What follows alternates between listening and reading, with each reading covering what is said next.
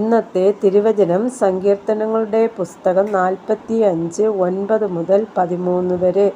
നിന്റെ സ്ത്രീരത്നങ്ങളുടെ കൂട്ടത്തിൽ രാജകുമാരികൾ ഉണ്ട്. നിന്റെ വലത്തുഭാഗത്ത് രാജ്ഞി ഓഫീർ തങ്കം അണിഞ്ഞു നിൽക്കുന്നു. അല്ലയോ കുമാരി, കേൾക്ക, നോക്കുക, ചെവി ചായ്ക്ക.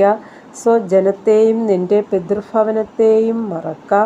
അപ്പോൾ രാജാവ് നിന്റെ സൗന്ദര്യത്തെ ആഗ്രഹിക്കും.